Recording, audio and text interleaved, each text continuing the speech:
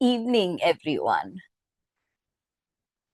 and welcome to all who are present here in person. Welcome to those who will be joining us through via the recording. Welcome to those in India and outside of India. Very, very happy to have all of you joining in today. So we're going to start with a little bit of fresh new information that JadeFire has given me in the last week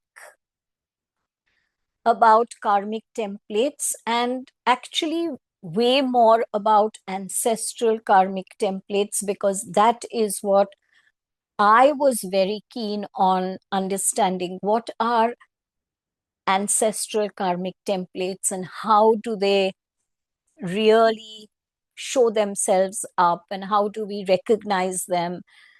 And I also wanted to know how do we realize for ourselves whether a template is a personal template or is it an ancestral template? So JF has been very, very kind and has answered all my questions in considerable amount of detail. And so I am going to first start with that so that we understand what templates are before we start the process of clearance. And the first thing that was explained to me is that karmic templates are also layers of energy. So just as we have the chakric zones, which are essentially layers of energy having their own unique vibrations and frequencies, the karmic templates, that are the imprints, are also layers of energy. So it's like you have he kind of explained it in a bit of imagery so that I could understand. And he said, visualize a big pond of water. Now that pond of water is your chakric zone. When the pond of water has no impurities in it, that pond of water is vibrating at its divine frequency. That means the most perfect frequency there would be for that chakric zone. Now he says, imagine that there are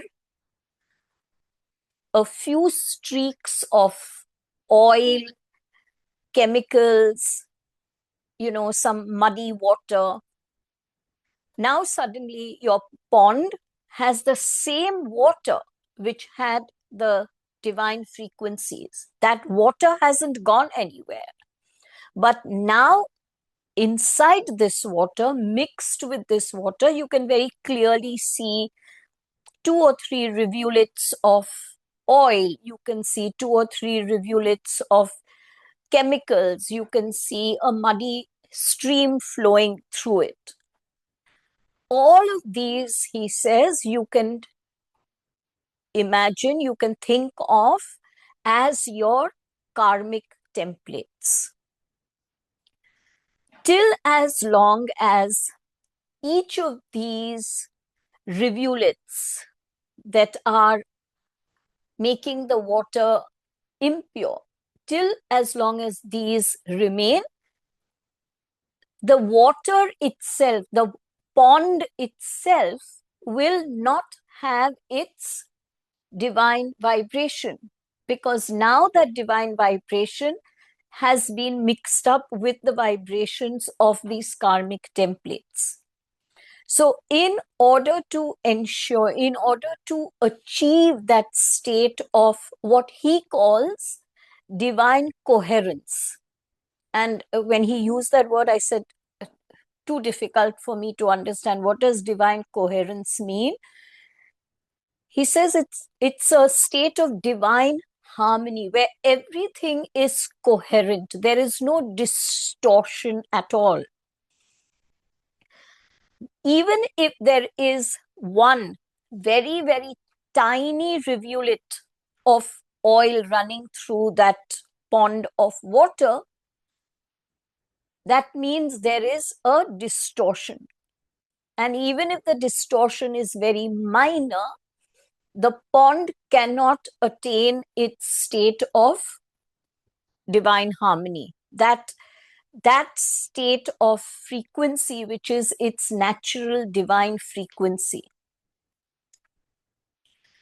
So he says every single karmic template is an energy layer by itself, and it runs through the layer of the chakric zones.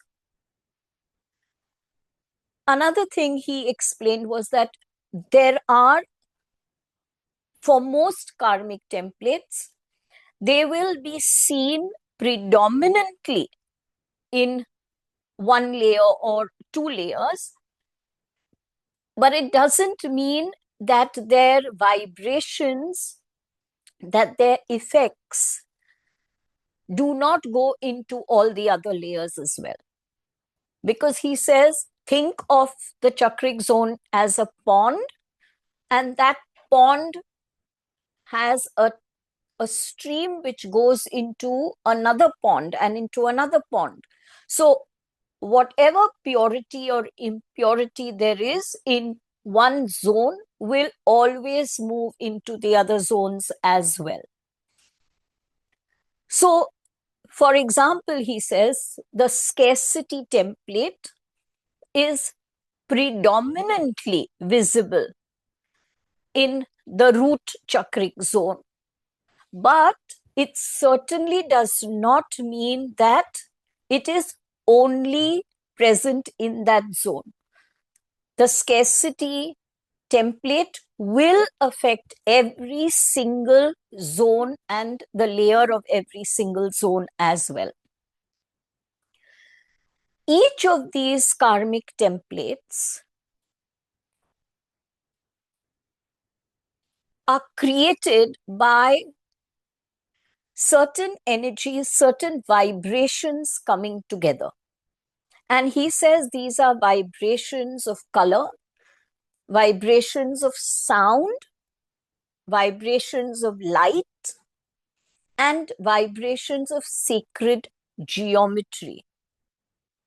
And that's when he said, that is the reason why we introduced sacred geometry to you as a chakric cleansing method so many years ago. Because the sacred geometries are extremely potent when it comes to regaining the divine harmony of every layer. We know that at the time when JadeFire shared with us the awareness and the wisdom of the sacred geometries, he had explained to us that the chakric system has several layers, and each layer runs through every chakric zone. For example, the first layer is the physical layer, and the second layer is an etheric layer, and so on and so forth. Now you can see that there are layers upon layers upon layers, all creating a lattice work of energy within us. So the karmic templates also are created by light, color, sound, and sacred geometry. So I was a little confused as to how a karmic template could have a sacred geometry, because the word for me seems that a sacred geometry is a powerful, positive energy tool, let us say. And he explained this quite beautifully. He says the reason why the karmic template is encoded with the sacred geometry is because when sacred geometry is used as a tool of elimination, the sacred geometry that you use will align with the sacred geometry in the template and will therefore help the template to be cleansed. So I, of course, asked him, I said, all of this while you have not used the sacred codes as much. Yes, in the recent past, the sacred codes have been coming up more and more and more in my personal sessions with clients. And he says, we shall now begin the process.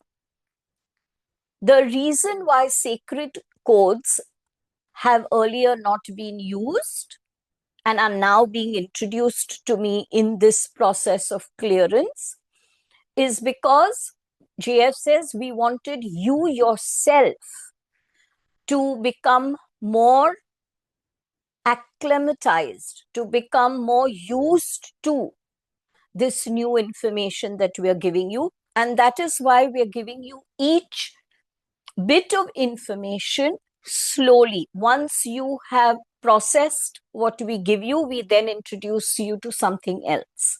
And that makes a lot of sense to me, because if everything is introduced all together, it just becomes a huge jumble in my brain.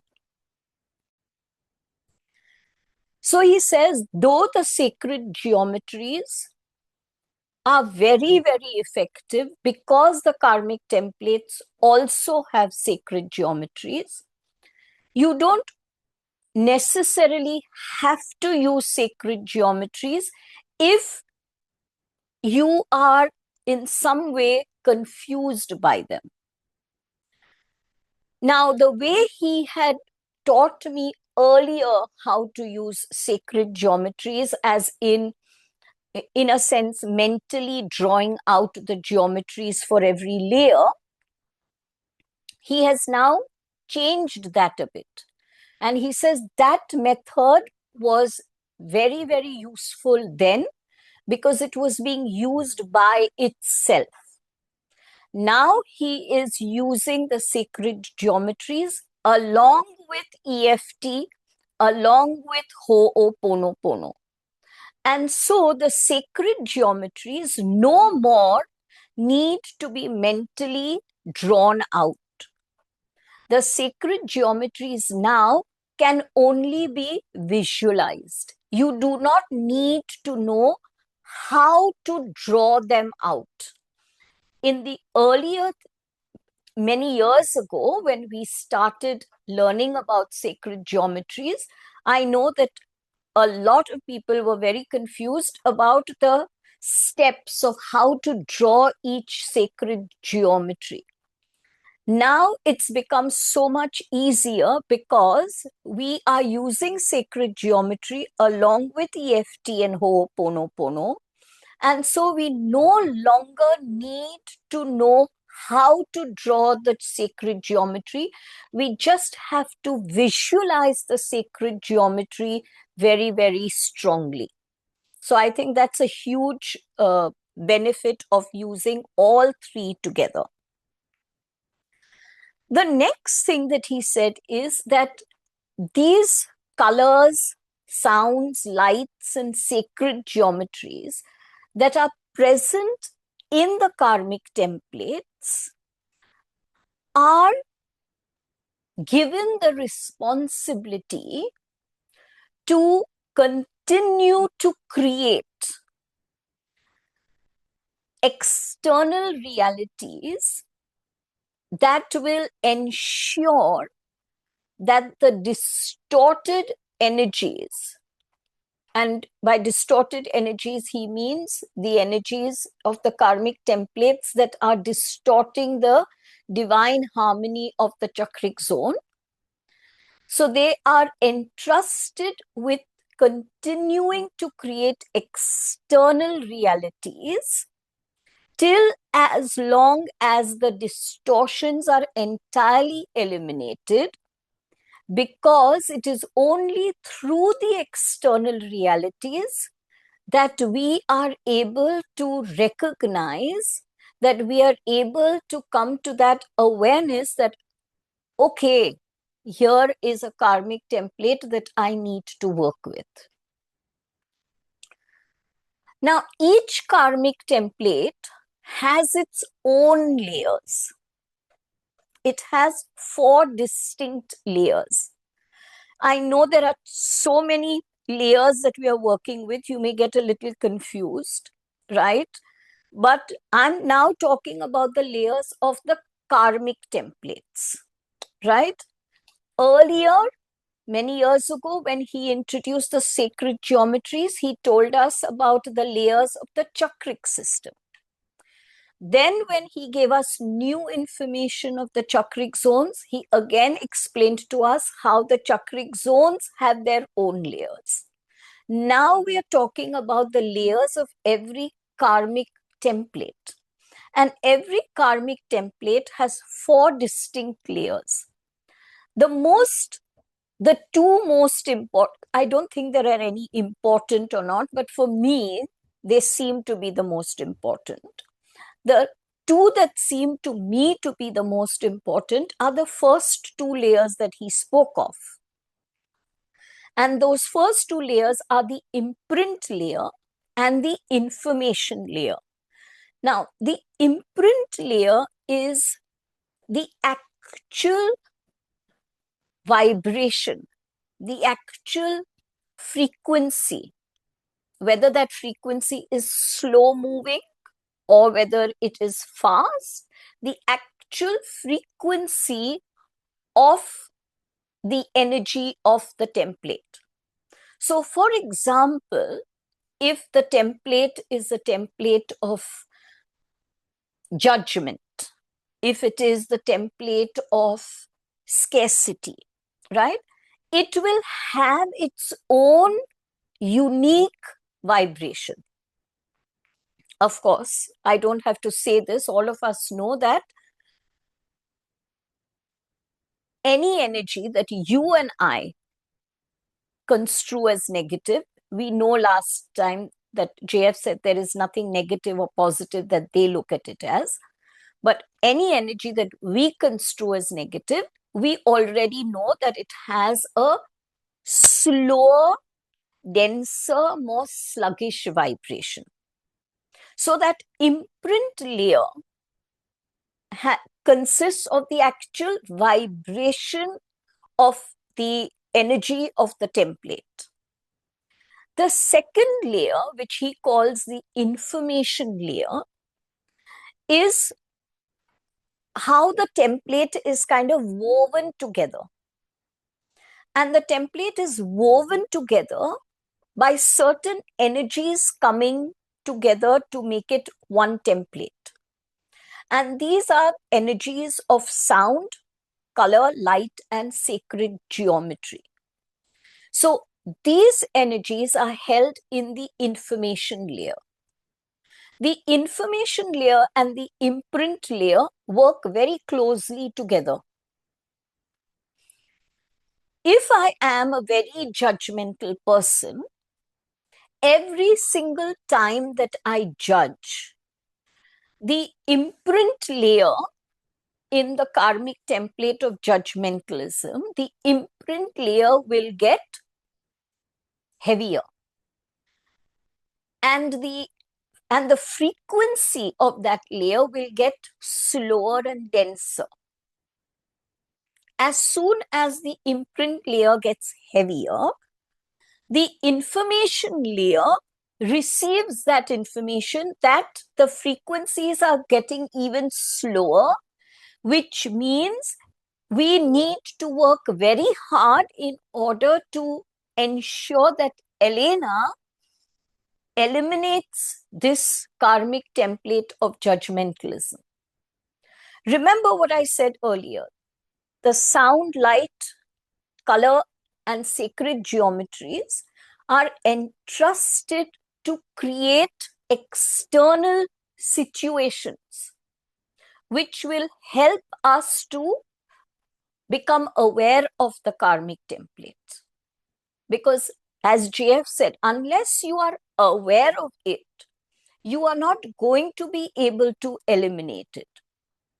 So as soon as that imprint layer begins to get heavier, as I continue to judge, the information layer will ensure that more and more external realities are created for me in order to draw my attention to this energy template that lies within me.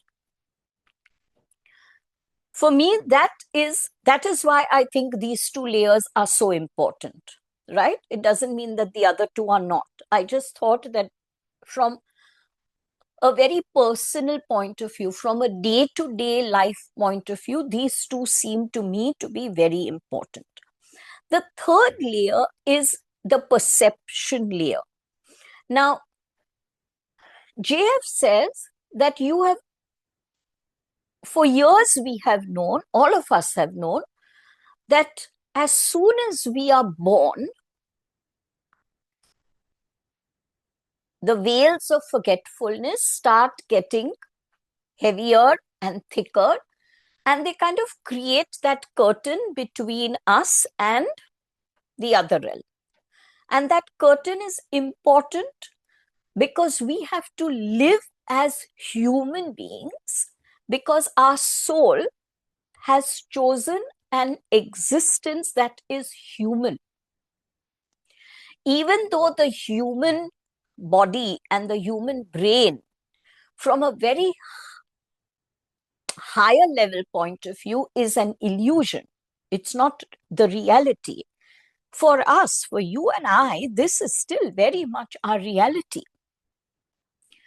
Now, these veils of forgetfulness are part of every chakric zone, and they are part of every karmic template. Because JF says they are part of the karmic template, because it is due to the forgetfulness, due to the lack of awareness, due to the ignorance, that the karmic template, that the distortion has in any way come about. If you and I were living day to day, moment to moment, in the fullness of our awareness, we would never have karmic templates, because we would know who we are, but we would also know who everyone else is. But these veils of forgetfulness lie within our chakric system, which, remember, houses our soul energy. But the veils of forgetfulness also lie within every karmic template. Now, these veils of forgetfulness, in a sense, filter out awareness. And they make everything appear external or separate. Now, of course, I'm sure you're not surprised when you hear that I immediately said to JF, but that's not fair. You are setting us up for failure, right? When there are veils of forgetfulness, which filters out awareness, I feel I'm being set up for failure. I'm not being set up for success. And I heard his distinct chuckle, which I absolutely adore. And he said, from which karmic template has that question come? And I said, what? And he said, that question has come from your karmic template of separation, because you are using the words you and we and us. And I said, you know what? This is just too many dimensions interwoven into each other. And he says, exactly. Until you have gradually eliminated one template after another, these dimensions shall not appear this confusing to you.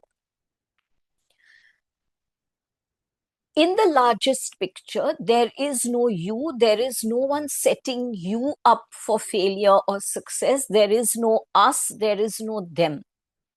There is this large expanse of energy, which through this energy realm called the earth realm, through this energy realm called the human realm, through this incarnation that is called Ellaeenah, is only seeking to experience itself in different ways. That's all it's doing. It's experiencing itself in different ways. No one is setting up Ellaeenah for success or failure. I kind of understand this intellectually. To be very honest, I'm not sure whether I completely understand it from my very being. I think that's going to take me a little time to understand.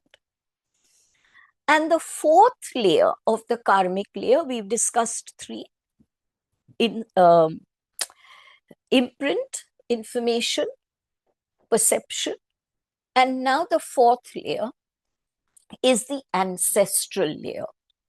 And he says it is in this layer that the ancestral imprints lie fixed in this layer. Now, this is where he started. He said, ancestral layers are created because personal layers are not attended to. Let me repeat that, because for me it was a huge, oh my gosh, moment. Ancestral layers are created because personal imprints are not attended to. And he gave me an example. He says, let us assume that you have struggled with anger, you have struggled with intolerance. Let us assume that you hadn't worked on these two templates of yours at all. These templates would have become personal templates and been very, very, very strong. And as you lived year after year after year after year without working on these templates, they would then have become family templates, which means the family circle would have agreed to share in those templates in order to try to eliminate them. If the family templates are not worked upon and are not worked upon enough to be eliminated, they then become ancestral templates and move generationally. And he says ancestral templates are not only your parents or your grandparents. Ancestral templates are templates of your entire lineage, even way beyond what you might be able to look back as a family tree. So they are templates of the entire lineage because they have come down incarnation after incarnation, generation after generation, family after family, and have not been eliminated. So these are the four layers of the karmic templates. I am going to move very, very slowly. If there are questions for just this much, please let's discuss them so that then we can move on. Why would family take on? There is no why would. If you are part of a family, Kiran, and if there is a personal template of mine, let's say, as JF said, my two templates which he spoke of, which I've worked on so much, the template of anger, the template of intolerance, if I hadn't worked upon them, it would have just naturally devolved upon the family. There is no question of why would the family take it on. If you are part of the family, if you in your soul blueprint say, this is my family, I'm going to be born into it, then it is your sacred duty to take on the templates that might come to you. So you don't have, again, Kiran, this question of yours, like many questions of mine, are coming from your intelligent mind and not the awareness that we are one energy, that we are spirit beings all together. Do we choose family to be born into depending? I am going to come to that, Payal. So may I just keep your question in abeyance a little bit, because this is a very, very important question. JF has already answered it. Yes, Shireen. How would it help my expansion if I have not worked on the karmas and handed it over to my future generations? Darling, because you're already working on other things. So if you and I share in a responsibility, it's not going to take away your evolution. We are all in, again, see this, it's so, now when JF points out to me all of these questions, Shireen's question, my question, Kiran's question, they are all coming from the template of separation. We continually think of ourselves as separate from others, continually. And I think that is the root template that we should be actually working upon, because from that template, all the other templates, I think, arise. Okay, so I'm going to move ahead. Okay, so before we move ahead, he has given us, JF has given us, how certain templates become all templates are holographic fields of energy. He's given us certain examples. Also, because I didn't understand when he said templates are holographic fields of energy, I said, okay, I'm lost again.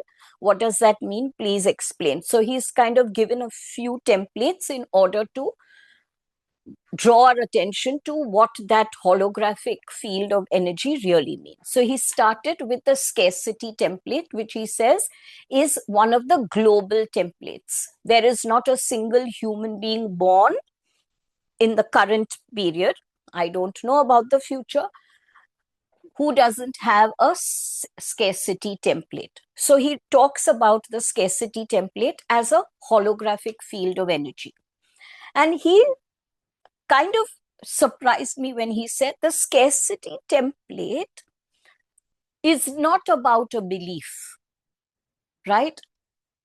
If someone had asked me, I would have probably answered that it's a belief that there isn't enough, right? There isn't enough to go around for everyone. There isn't enough for me. And he says it's not about that belief at all. That belief can be one of the contributing factors, and that belief can be one of the external realities that are created. It could be both of these.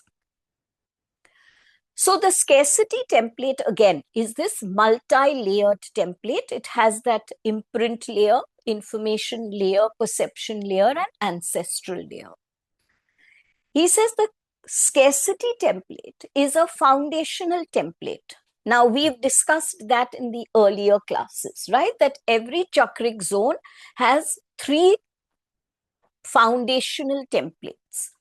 And JadeFire has consistently said, work on the foundational templates, your other templates will be taken care of. And for the first time, it kind of made sense to me just now. The scarcity layer, he says, has, as he calls, sub-layers or sub-templates. Now, what are these sub-templates in the scarcity layer? They are fear of loss, the need to be competitive or the fear of competition, unworthiness, and separation from source. These 4 or 5 sub-templates or sub-layers create the scarcity template, which he says is a universal phenomenon. There is no one living in this current incarnation who doesn't have this scarcity template. It's a template that is a collective, in our collective field. And this is something we have to remember. Every time we work on our personal template, we also eliminate, we also dissipate a part of the energy from the collective. And so this is a huge universal service we do for the collective of which we are a part, right? So that is the scarcity template holograph. Then the unworthiness template, he says it does not originate from the belief of I'm not good enough, right? That I'm not good enough belief could be one of the contributing factors, and it could be definitely a very important external reality that we might be made to face in order to recognize our template, but it is not the origin. So the unworthiness template has the sub layers of shame, judgment of self, and therefore judgment of others, fear of rejection, and misawareness of failure. So I asked him, what does misawareness of failure mean? He says, just the fact that you identify something as fail or successful, that is a misawareness, because there is no failure, there is no success. What is. But the mind that gives you that judgment of this is a failure and this is a success is a sub-layer that contributes to the main unworthiness layer, which is again a universal template. Then we have the layer of abandonment, and he says the sub patterns or the sub templates or the sub layers in this karmic template are betrayal, loneliness, fear of loss, and rejection. So he explained that when different sub-templates come together in a certain formation, in a certain pattern, they then create the larger template. So, as he explained, if you spend your time trying to clear every small template, the sub-templates, you will find that you do not have the number of years left to clear them. So instead of clearing the sub-templates, clear the main templates, clear the foundational templates.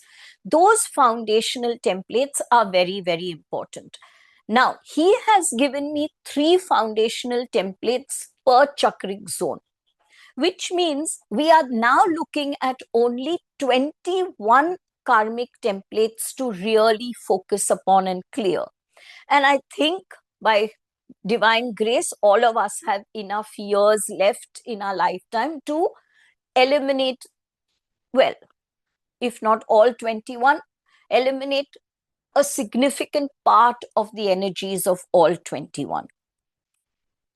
Then we come to the karmic template of separation, which we have seen how our questions come from that karmic template. It is such a strong template within each one of us. He says the root distortion, the root reason for this karmic template is the illusion that you are separate. But he says the illusion is not that you are separate from others. The illusion that you are separate from source. And that is why you constantly need a figure, an entity that you will call God, or you will call angel, or you will call a master, or you will call a guide. Because you cannot come to terms with the fact that you are source. And you and I may verbalize that from our intelligent mind spaces, but truly, from a very deep level of completely assimilating this information, this truth that I am source, we are very, very, very far away from that assimilation. And how do we know that we are so far away? Because we ask questions that continually spring from the karmic template of separation. So the sub-templates in this karmic template of separation are judgment, comparison, competition, and isolation. So you see here, with these, he has given us this very important awareness that if we are looking for tiny, tiny, tiny, tiny bits of karmic templates, we are going to spend a lot of time trying to eliminate them. And we will land up not being able to eliminate so many. So, he says, have your attention, and that is why he's given me the exercises exactly like that. He says, at present, your attention should be on eliminating the templates from every chakric zone. And he has given me the meditative rituals for every chakric zone and how to work with that in order to eliminate. I will be coming to that a little later. Here I've written something and I've said very important. In the new Earth frequency grids that have begun since 2020, karmic clearance is no longer linear. That is past, present, and future. I'm reading it out exactly as I received it. Earlier than 2020, a soul would re-enter physical life again and again in order to experience the opposite of the imbalance. This was quite interesting. So you see how they don't look at it as lessons, and the opposite of imbalance. So not fear, to experience faith, not lovelessness, to experience love. So earlier than 2020, a soul would re-enter physical life again and again to experience the opposite of the imbalance. In the newer framework of the Earth's grid, the idea is now that karmic patterns are not eliminated by repetition of incarnation, but by resolution of frequency. Whoa.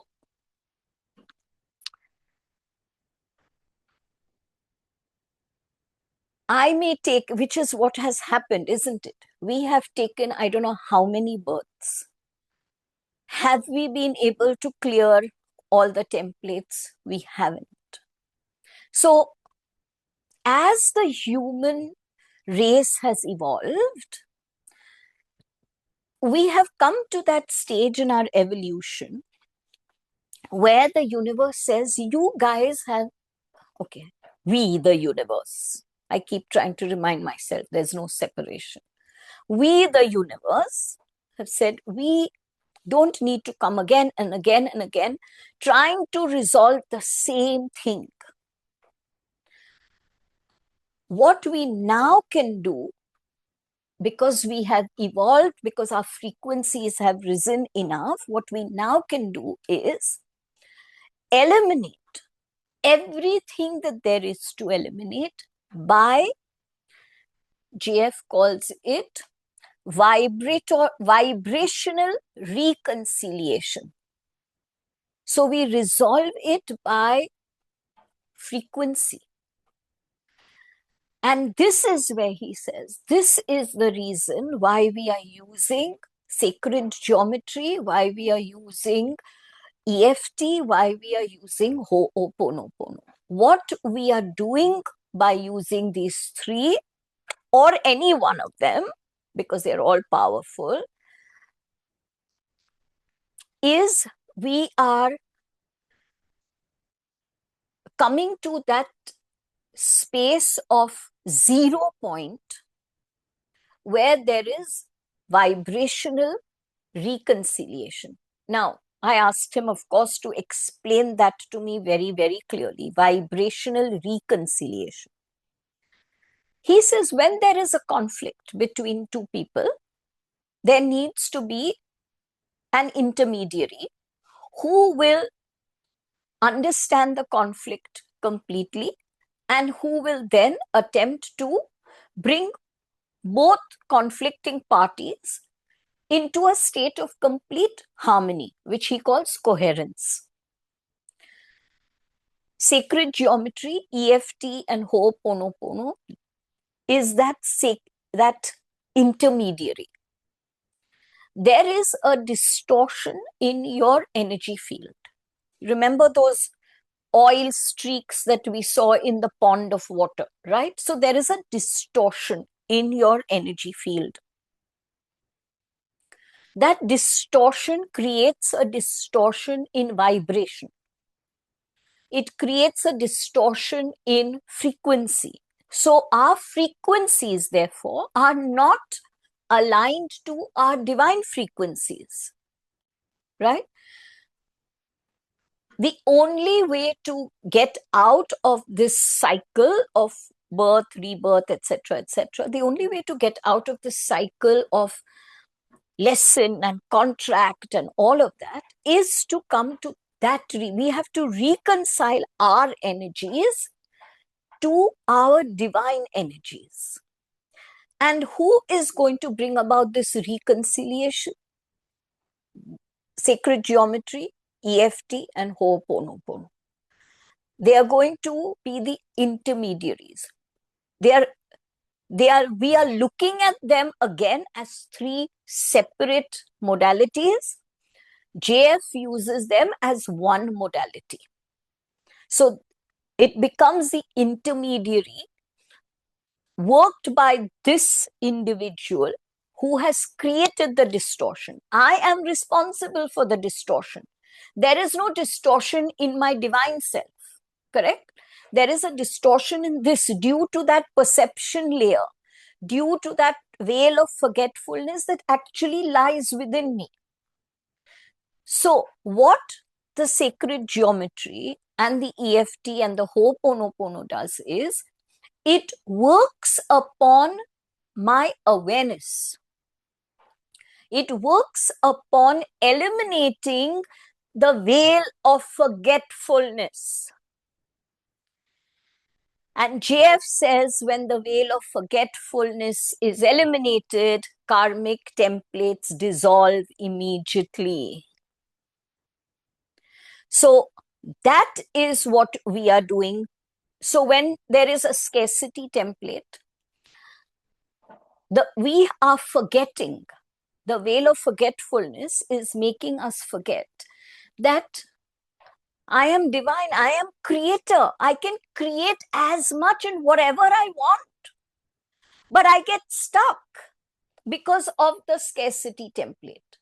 So by working on the scarcity template, I am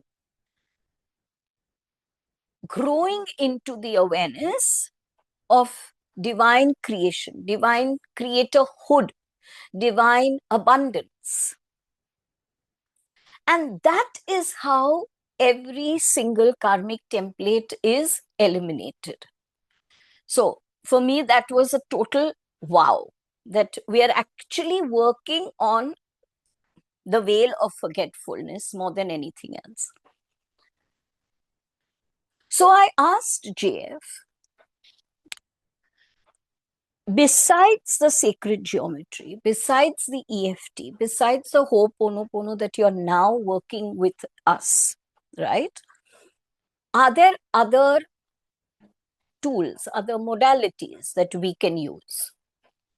And he says, those we are working with you because they are the most potent when giving divine command. Sacred geometry, by the very nature, the fact that it is sacred geometry, EFT because it eliminates stuff from the energy system, and Ho'oponopono because it brings about vibrational reconciliation, are the most potent tools. There is nothing more potent than these as when used as a combination. But he says there is something else more potent than even that. But he says you at present, you do not have the ability for us to teach you that. So if we can't teach you, you can't be the messenger for that, which I accept. And what is that? He says it is breath control. When you have breath control, which he says only a very, very few, just a small handful of yogis living today, and a small handful of yogis who lived in the past and who have then taught their disciples. Besides that, all of humanity does not have this. They don't have the ability to learn this. And what is this? This he calls the breath. You do not breathe in through the nose. You do not breathe in through the mouth. You breathe in through the crown chakra. And you hold your breath in the heart chakra. And they are trained to hold their breath for as long as they desire. And then they exhale through the root chakra.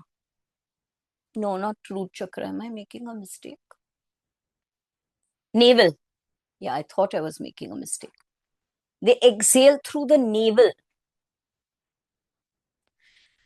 Now, I know I'm definitely not aligned to receiving that information. So it would be pointless for JadeFire to even try to give me that information. I don't even know what to do with it, right? But I know that for the first time, I've kind of gotten an answer, which I have always asked and wondered about, where there are certain yogic masters who breathe underwater for several hours, non-stop, never coming up for breath. And I've always wondered how do they breathe? For the first time, I think I've got my answer. They don't breathe through their nose or the mouth. They breathe in through the crown. They have been trained how to hold that in the heart chakra for hours on end, and they exhale through their navel. So this must be some very, very, very advanced yogic practice, right? Absolutely out of my league, entirely out of my league. But he says that if you knew that breath, your karmic templates would be entirely eliminated. And would be eliminated in a fraction of the time it takes you to eliminate by using these three modalities as one. And I'm saying, wow, wow. You know, I just wish I was equipped and had evolved to that level, but I certainly have not. So yes, there is one more practice more powerful than the one we are using. But as JF says, you are not the right messenger for that. Now we come to the ancestral karmic templates. So ancestral templates, JF says, are encoded. Again, they are energy imprints, they are energy layers. But they are imprinted in two ways. They are imprinted biologically and they are imprinted etherically, which means energetically. Biologically, they are imprinted in the DNA. The actual DNA, the actual acids of the DNA, right, have the imprints, have the coding, the light coding of the ancestral templates. Because they are part of your physical structure, that is why certain families genetically have certain illnesses. Because there is a genetic coding, right? A certain illness is related to a certain template. That template is coded in the DNA. You have that DNA, and therefore you are very likely to have that physical manifestation. As JF says, never think that the physical manifestation is certain. It means that the physical manifestation is more likely, but it is not certain. Because the ancestral templates also have this biological quotient to them, there are certain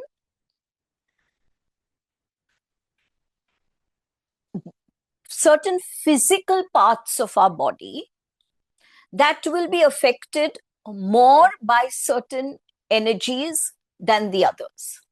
For example, he says, if there is a scarcity template, which is there in everyone, the parts of the body which could be more readily affected could be the hips, the knees, the legs, the ankles. These are all very strong manifestation of the scarcity template. So he says these are actually your tools of identification. The very fact that you have an ancestral DNA and it acts up on the physical is a huge identification tool for you. But he says, do not confuse that every time you have a knee pain, it is only an ancestral template. It could also be not an ancestral template, but a personal template, or it could be a family template, right?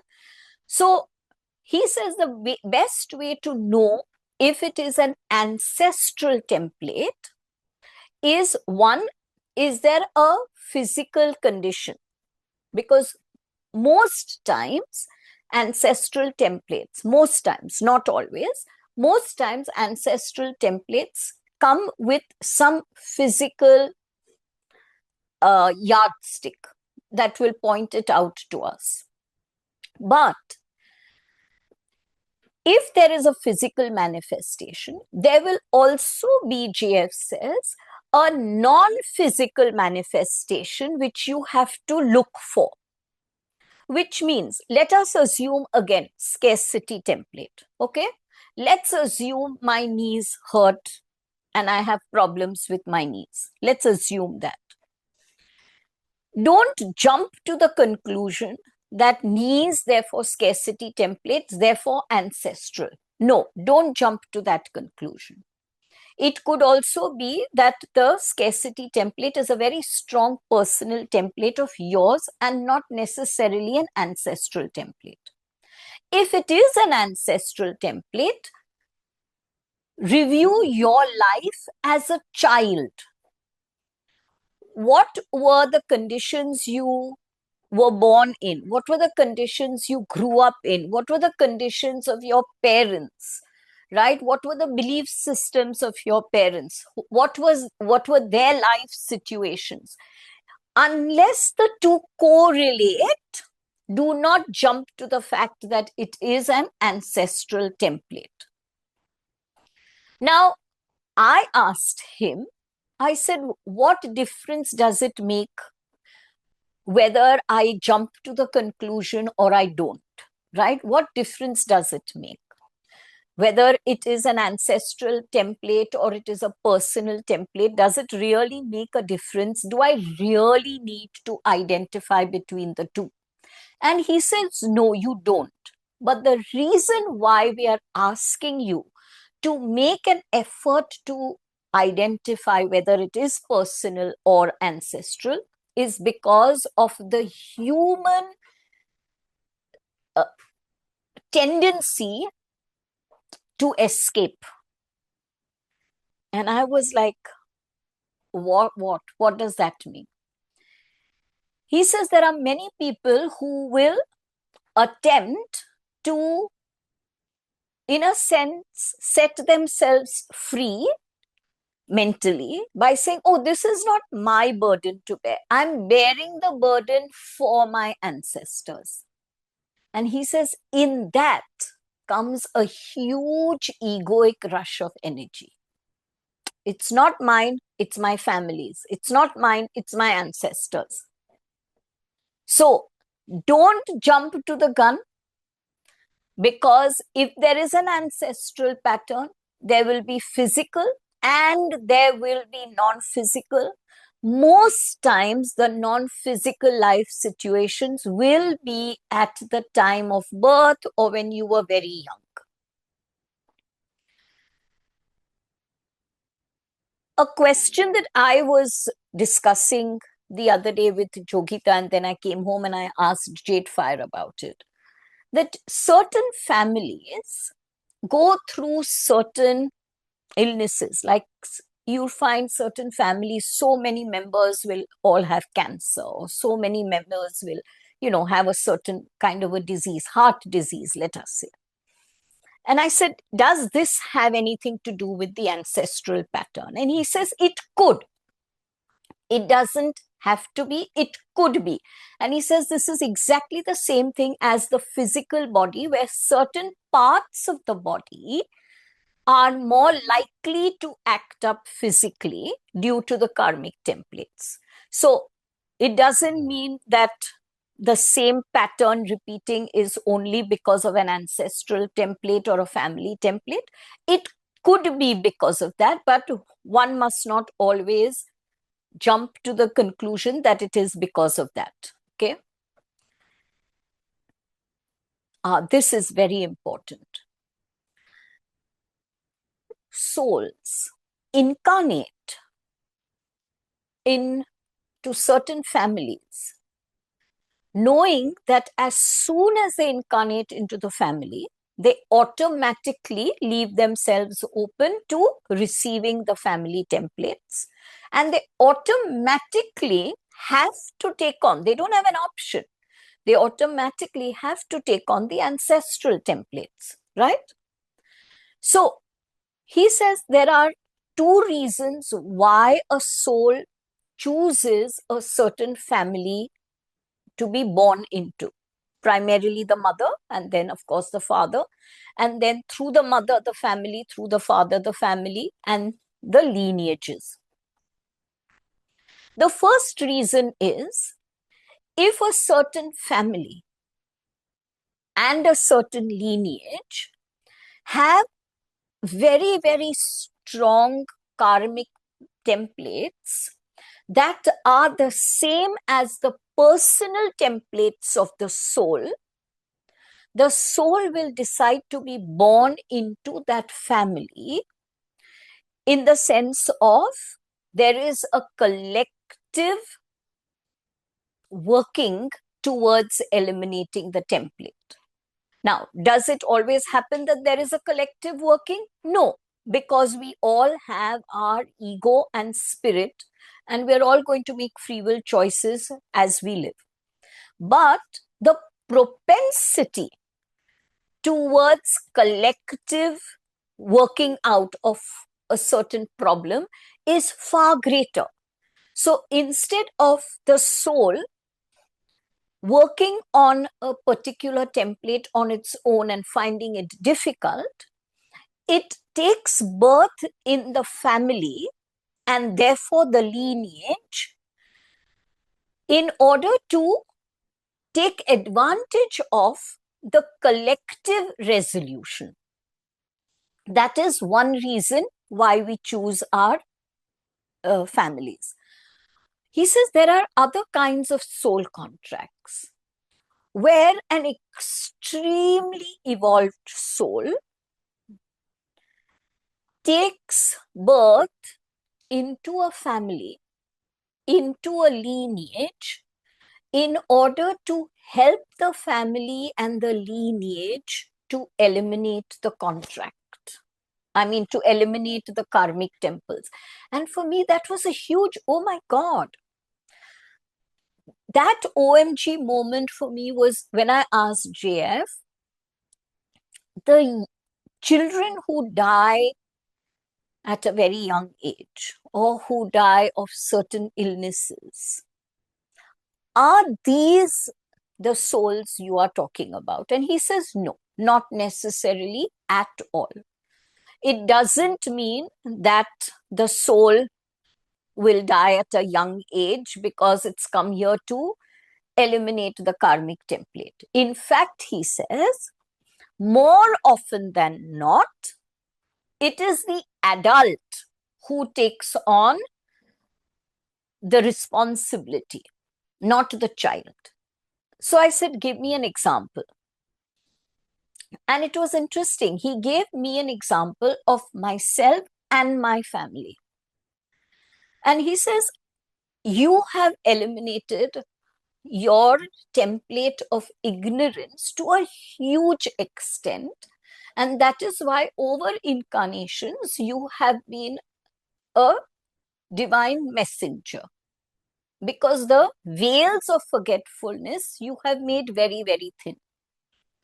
You were born into a family in order to help that family eliminate its template of ignorance, its template of separation from the source, its template of not receiving higher guidance. You were born into that, but you began that part of your journey when you were an adult, not when you were a child. As an adult, when you started this work, amongst the few who came to you and started with you and learned through you were also your mother and father. And by the time they left their human body, that level of ignorance had been considerably dissipated because you took on this responsibility that I will be born into this family and I shall help them. So this was quite a wow moment for me. So he says this happens to many, many families where you might have that one member of the family who thinks differently or who will act differently or who will completely act against the family norm or against the ancestral norm. And those are the people you often recognize that, yes, this person has come to shift something in this family, to dissipate, to eliminate this, the templates, a certain template in that family. So for me, that was quite an interesting awareness that this is how we enter into soul contracts as well, to help not only ourselves shift in consciousness, but to help others and our family members and our lineage to shift in consciousness as well. Then I asked the question, how do I ensure that the karmic templates end here with me, that they do not become the burden or responsibility of future generations coming into this lineage. Again, there was that beloved chuckle, and he says the only way to stop transmission of karmic templates from one generation to another is awareness. If there is no awareness, if there is no recognition, if the separation continues to exist, if the illusions continue to exist, the karmic templates will have to be passed on to the future generations. Because I asked JadeFire about cancer and heart disease and etc. in different families, he kind of gave me a correlation between templates and the diseases. Okay, he's given me just a few. So the first one, he started with cancer because I asked about that. So he says recurrent cancers as well as autoimmune diseases. For me, that was a huge eye opener because my mom had an autoimmune disease. So cancers and autoimmune diseases come from the universal templates of control, power, and blind obedience of authority. Blind obedience of authority. Then heart disease and strokes come from universal templates of separation and forgetfulness. Diabetes and pancreatic issues come from universal templates of joylessness and unworthiness. Digestive disorders come from universal templates of scarcity and survival insecurity. Addictions come from universal templates of avoidance and gender confusion and gender imbalance. So these are the correlations that he has given. He says, do not think that they are not your personal templates. He says, even if they are ancestral templates, you cannot take on ancestral templates if they are also not your personal ones, right? To some extent, you have to have that personal template within you. Only then can you take on the responsibility of the heavier ancestral template. So these are present in all of us, as we can see the correlation. For me, as soon as he spoke about these, I could see the correlation so beautifully. Like for my mom, in her, before she really started working with me and started learning so much as JadeFire started teaching, the autoimmune disease I can see completely came from blind obedience of authority. I can completely see that in my mom. And for me, I used to have huge digestive disorders, and I still have them to a certain extent. I can see the universal template of scarcity and survival insecurity. I can absolutely so clearly see the correlationship. So when we see, so what JF says is that when you see, if you are in a family where there is a certain kind of illness that is, recurrent, work upon the template within yourself. Try to eliminate that template within yourself. Because remember, when we eliminate, to the degree that we eliminate for our families, we eliminate for our ancestors, but we eliminate for the collective. Now, an interesting one here is that most of these templates that he has given are universal templates. Most are universal templates. And that is why he says it really doesn't mean that If your family does not have a certain disease, you won't get it, because also your body has a certain propensity that is all of its own. Template of forgetfulness, Nimisha, is when exactly what I discussed a little earlier, where we forget I am source. We begin to think of ourselves as human beings. There, we begin to think of other people as human beings, and there is that forgetfulness. I am source. So, template of forgetfulness, template of separation will coexist together.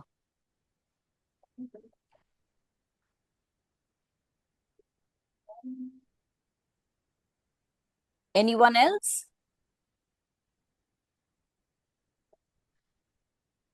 I now want you to have some water. Keep your pen and paper aside. What would be the template? Neha, I'm not going into PCOS and ADHD and each one of them. This is just what JF has given, and that's what I'm saying. So, what I can do, what you should do, not only Neha, but others as well. I have just today, in fact, at around 2:30, I have put up a blog on recognizing and eliminating karmic templates from the chakric system. Right? My website is jadefirelight.com. Go to the blog there, see the latest blog. I've also put it up on Facebook. I've also put it up on LinkedIn. Go through it, and you will be able to correlate whatever your situation is with those chakric zones. And so you'll be able to, and there I've also written what are the foundational templates, and I've also given a brief Ho'oponopono ritual that you could do. So please do look at that blog. Okay. So as I said, please have a little bit of water. And if you need a very quick loo break, because we are now going into the rituals.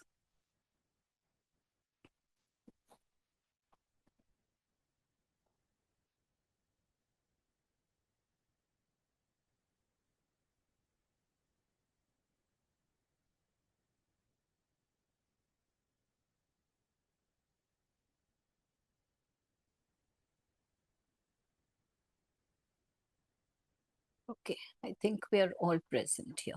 All right.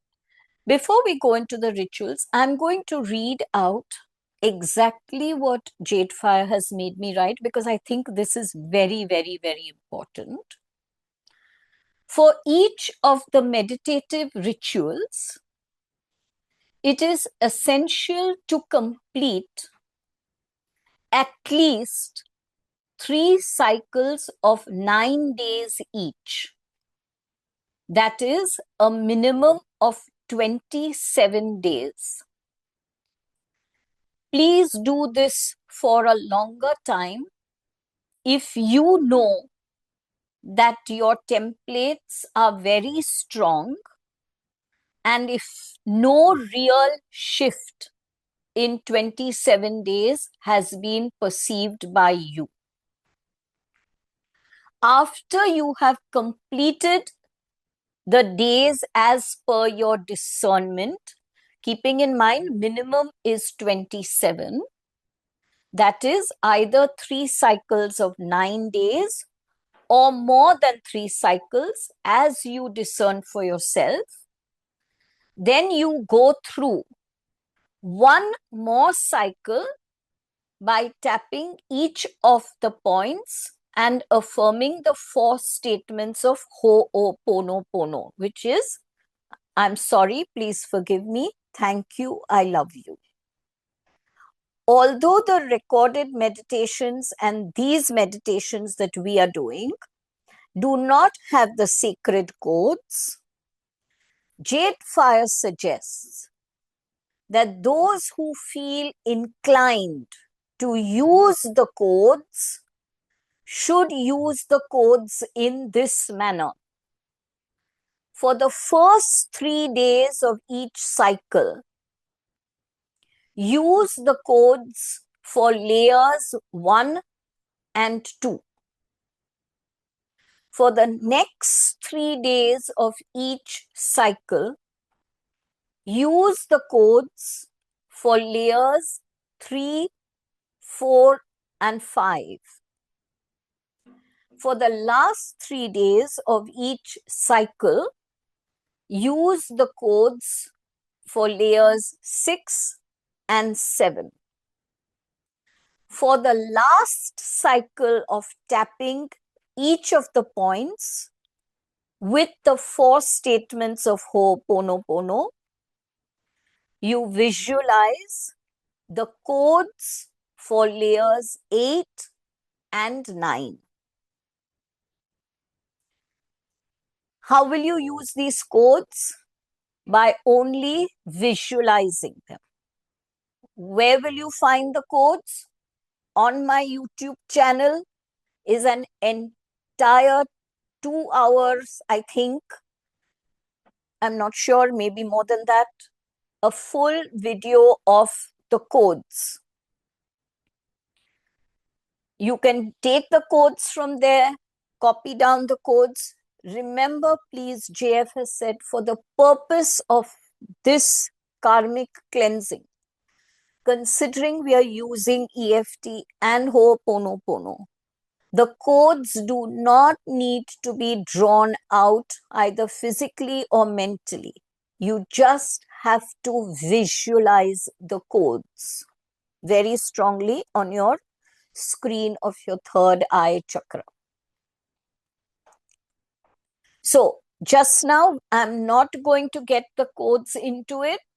Later, you will be getting this recording. You will also be getting a recording of all the various practices he has given me. So you'll be getting a recording of over 10 different exercises. For every exercise, JF says, a minimum of 27 days.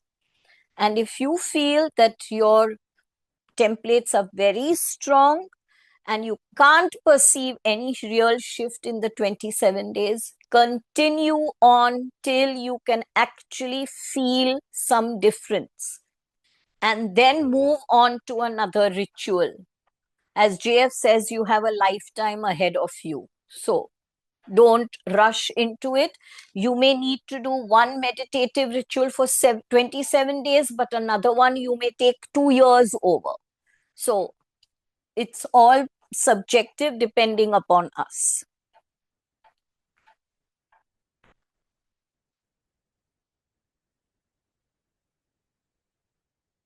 Okay, so let us start. Clearing ancestral karmic templates.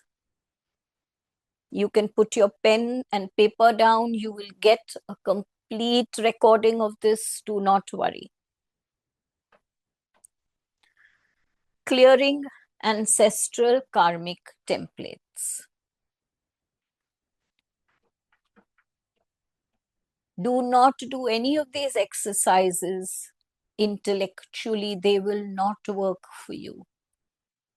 Do not do these exercises from the point of separation where there is even a slight thing of why am I suffering because of my ancestors kind of thought.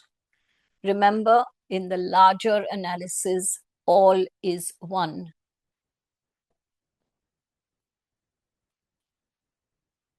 Take a slow and steady breath.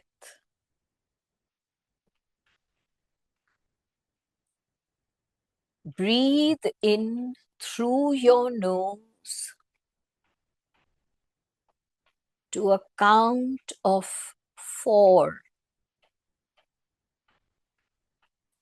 Hold your breath for 2 minutes and exhale through your mouth to a count of 4. And then again hold your breath for 2 minutes before you take another inhalation. This is the 4-2-4 to breathing pattern. Breathe in this manner.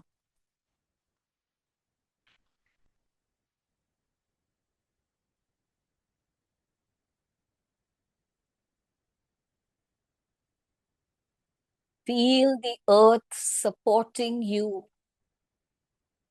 Feel yourself being embraced by the crystalline matrix of the earth.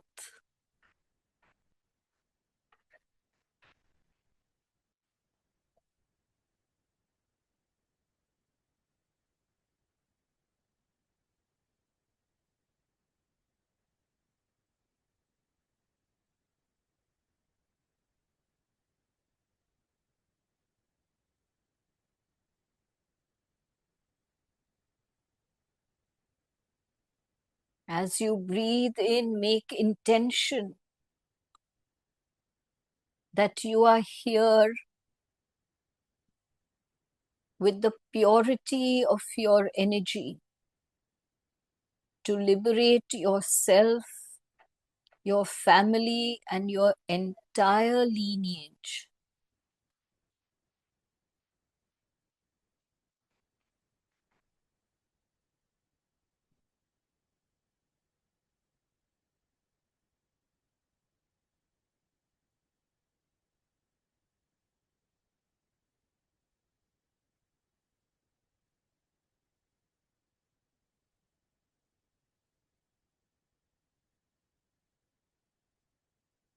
Above your head appears a vast column of light.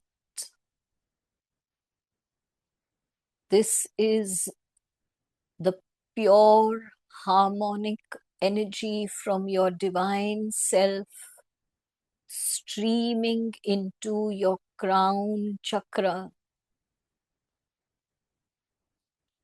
and moving downwards, empowering the energy of your soul,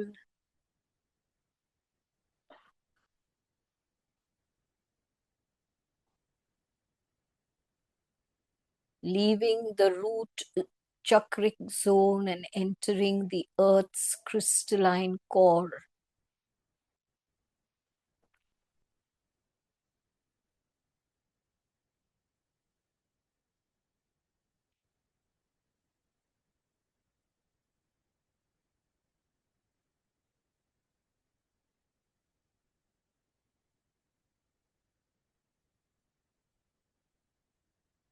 With the strength of your intention, you have drawn into your collective field the energies of all your ancestors and the energies of all present and living family members.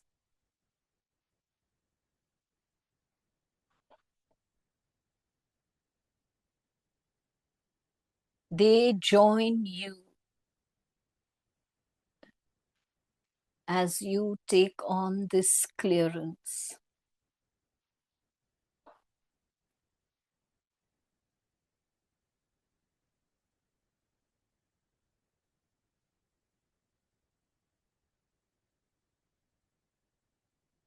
Make strong affirmation. I acknowledge my lineage of light.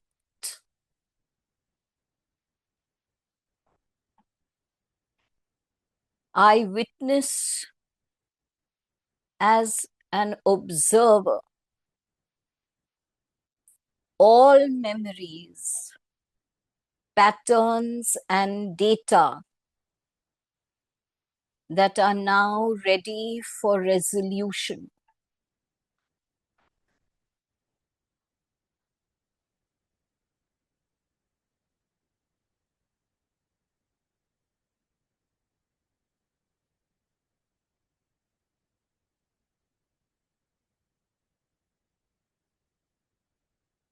There should be no judgment, there should be no analysis, there should be no condemnation. function as the purest catalyst of light.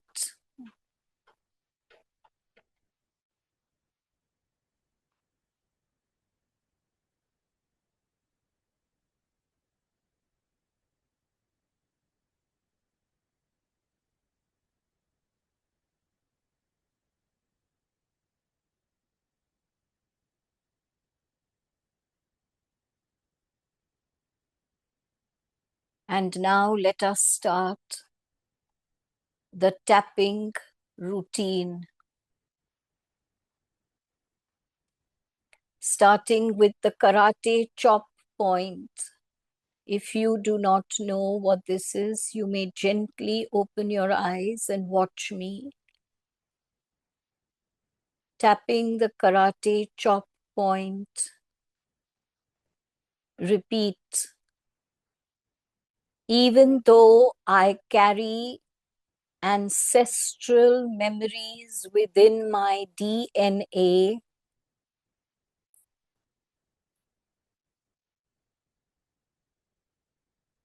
I now honor and release them with love.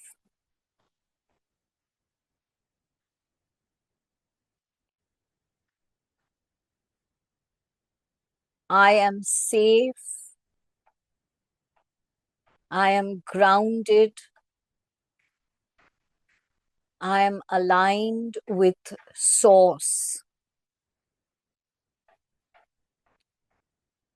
Take a deep breath and move to the eyebrow points.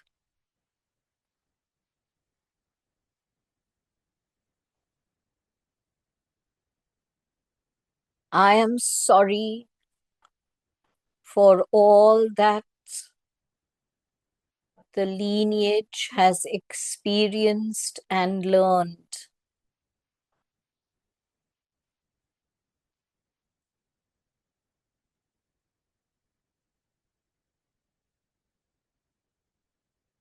I forgive feeling separate from my lineage.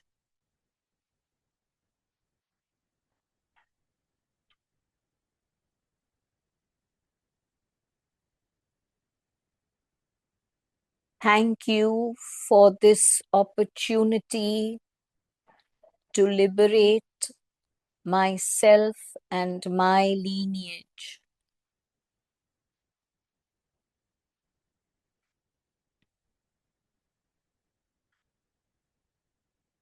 I love you.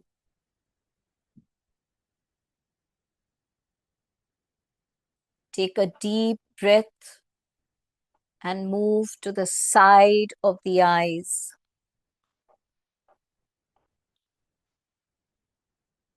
I am sorry for the suffering and fear encoded in my lineage.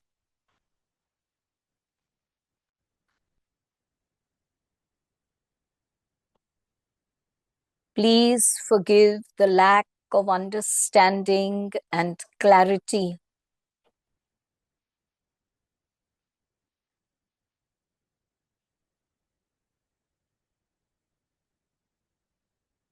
Thank you for this liberation from scarcity and separation.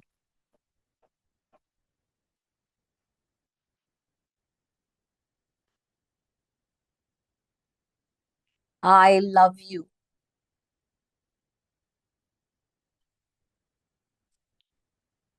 Take a deep breath and come to the point under the eyes. I am sorry for distortions caused due to ignorance, illusion, and non-awareness.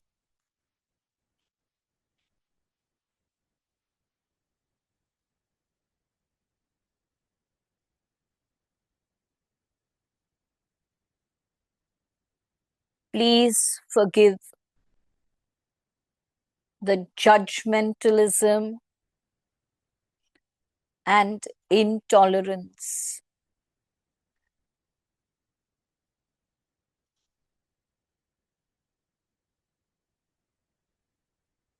Thank you for this light of understanding and liberation.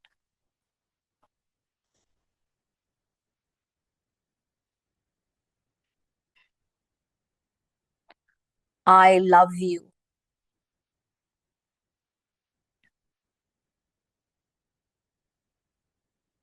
Take a deep breath and move to the point under the nose. I'm sorry for not healing when I had the opportunity in the past.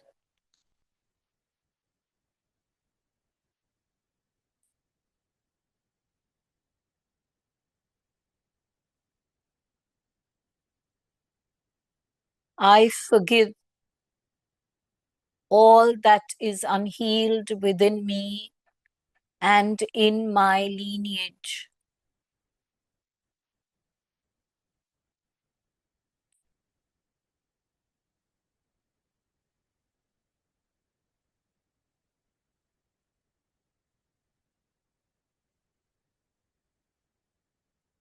Thank you for giving me this opportunity to eliminate the template of non-forgiveness.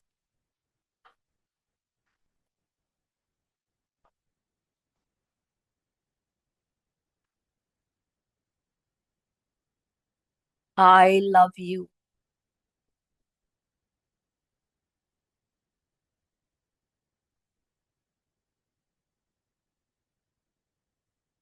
Take a deep breath and move to the chin point. I am sorry for not releasing patterns that hindered evolution.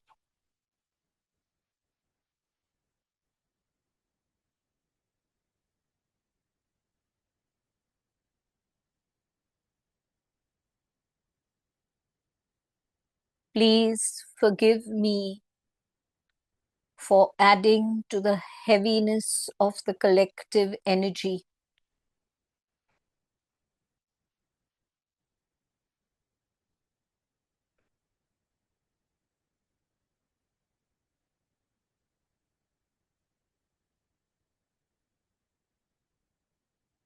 Thank you for releasing the karmic template of control and power.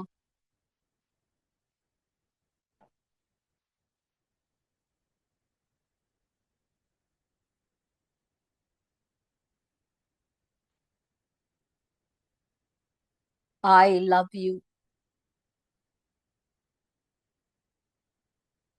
Moving to the collarbone points.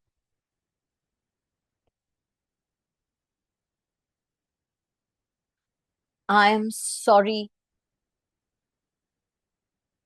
for holding within my DNA lack of harmony.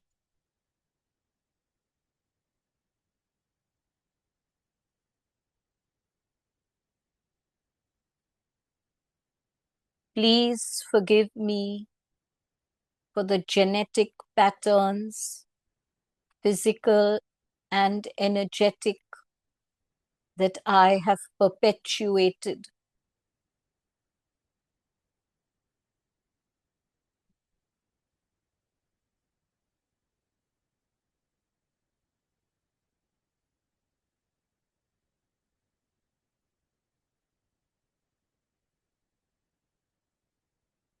Thank you for eliminating the karmic template of unworthiness.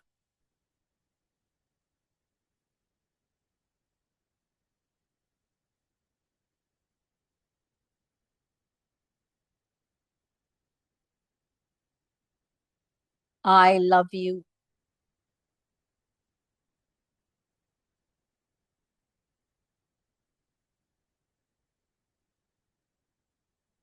go to the point under the arm.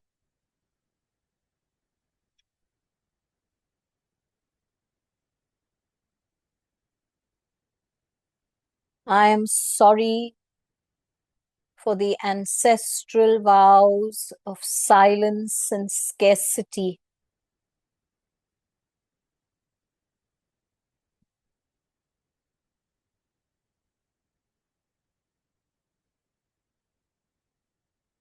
Please forgive me for not expressing my truth.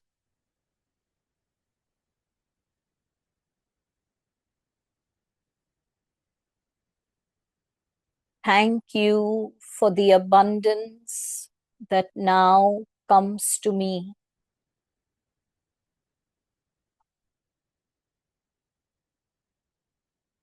I love you.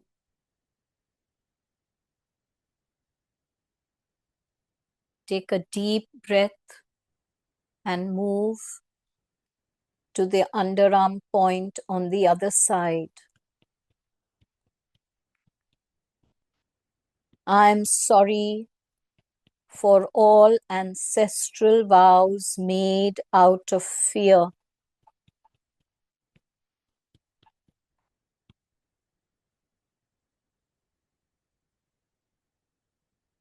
Please forgive the lack of faith in myself as a divine being.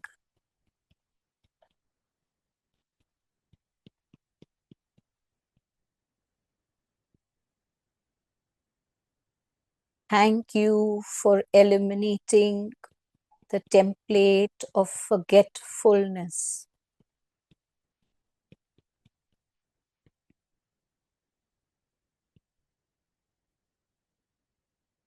I love you.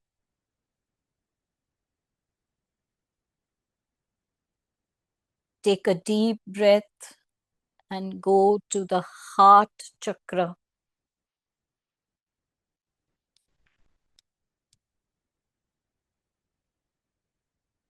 I'm sorry for not experiencing the fullness of joy.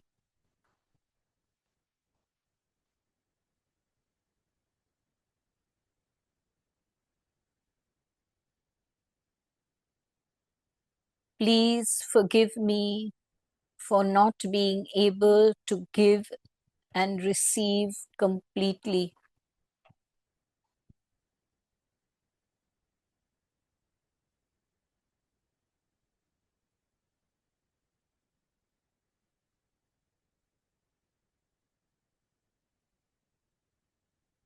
Thank you for eliminating the template of joylessness.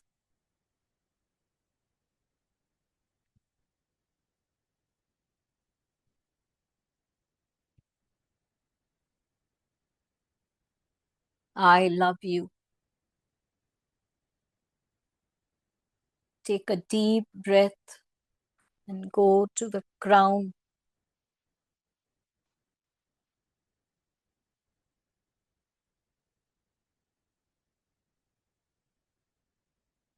I'm sorry that my lineage did not vibrate in coherence.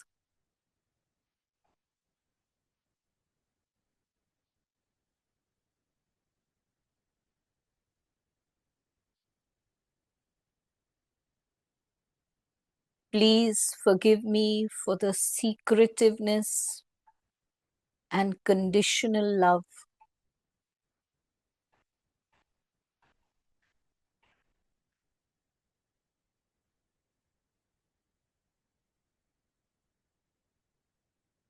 Thank you for the purity of love that I experience now.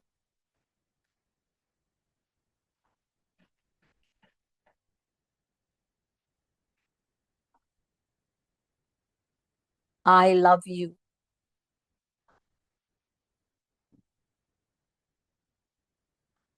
Take a deep breath and join your hands with your thumbs near your heart chakra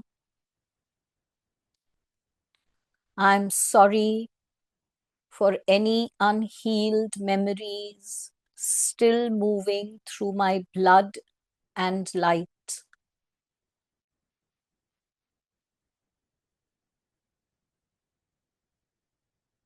Please forgive me for carrying patterns and data that hinder collective evolution.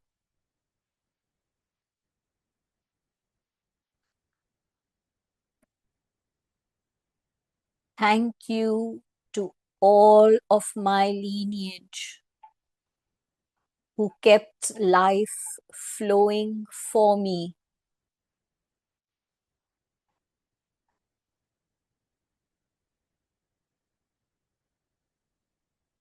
I love you, beloved body, beloved lineage, and beloved source that I am.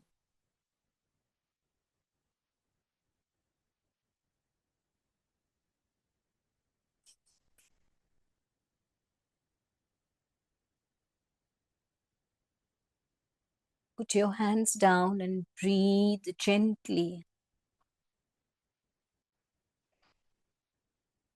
And as you breathe, whisper to yourself, it is done.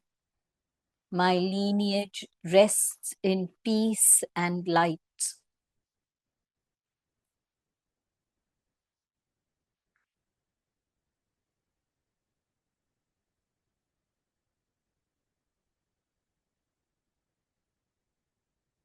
You can now gently open your eyes.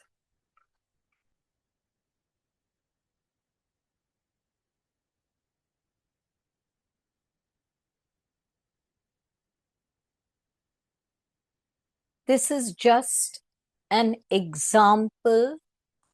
You can modify the statements exactly as per your needs in whatever way you wish to. You can modify this and use it for your specific use. This was given to you as an example. Please have some water. If there is anything you want to ask, I'm ready here to answer before we move to the next ritual.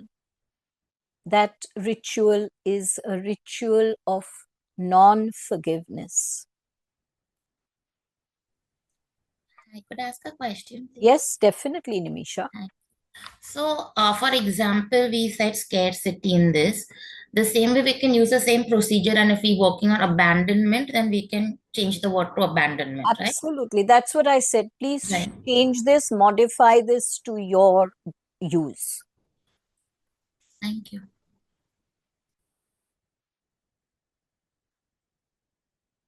Okay. Anyone else? Yes. Are we to do this ritual with the codes you mentioned earlier? If so, where and how do we visualize the codes?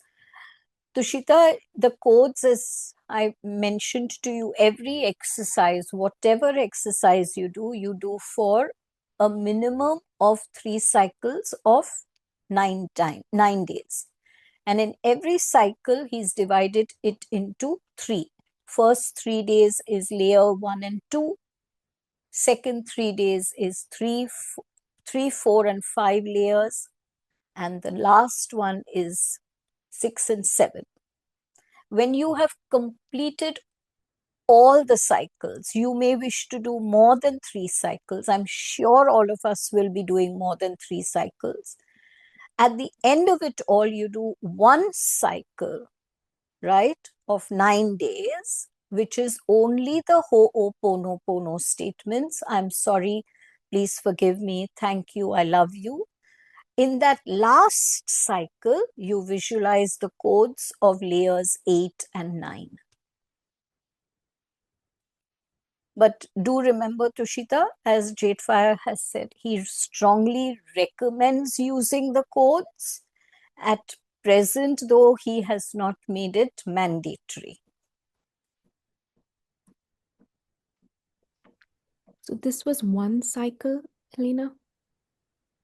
This was not one cycle. This was just, well, it was one whole ritual. Right, So when okay. I say one cycle, the cycle will actually be 9 days. So Okay. it's each cycle is of 9 days. So you'll have to do a minimum of 3 cycles. Anyone else? Please let all your doubts be clarified, because I really want this to be something you use on an everyday basis for yourself. Yes, Payal, your hand is up. Yeah, so I wanted to ask that like we did this ritual, this is for scarcity.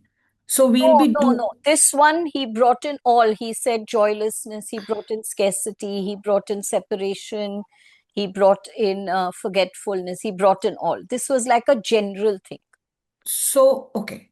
So we'll be doing this ritual for, say, generalized ritual for 27 days minimum. Yeah, yeah. And along with it, we can take up one zone, like I would rather you not do that, because then that is too much of cleansing. Those of my clients who are already doing rituals with me, because when they come for personal sessions, JF gives them personalized rituals that are only meant for them. They have found that in those 27 days, a lot is coming up. Like just someone told me yesterday, she says, I thought these things I had laid to rest and they're all coming up now so strongly. And I said, yes, they will. So I take one ritual and just do that, whichever ritual you. So I have shared this with you. Now I'm going to do non-forgiveness with you, the next one. On my YouTube channel, I shall be giving you access to the rituals where I have done ritual for every single chakra. So someone may want to do only one chakra where they find that their templates are very, very strong. Right? So then you could do just that one chakra. That's why he says before you move on, a minimum of 27 days, and then move on to another ritual. Okay, so you would be sharing rituals for each chakra, and we need Already on my YouTube channel in my playlist, and as soon as this goes up, you should have access to the entire playlist, and even other rituals which he gives me for you all. I will be adding them to the playlist even in the future. Okay, yeah. Thank you so much. So what do you mean by a cycle? Sorry, 9 days. 9 days. Got it. So 9 days we do the same meditation, whichever we That's select. right. So That's we'll do the root chakra one, we do 9 into 3. That's right. That's right. And each day we first visualize the sacred codes. Then we do this round of EFT. Yeah. Every So what single. I do, Nimisha, is I tell my clients to keep the codes printed out. So what my clients do is they go to the website, to the YouTube, they take that, they print out all the codes, right? Then as they have to use it, they just lay that paper. And then I say, whatever you're doing, whatever you're tapping, just keep looking at that code.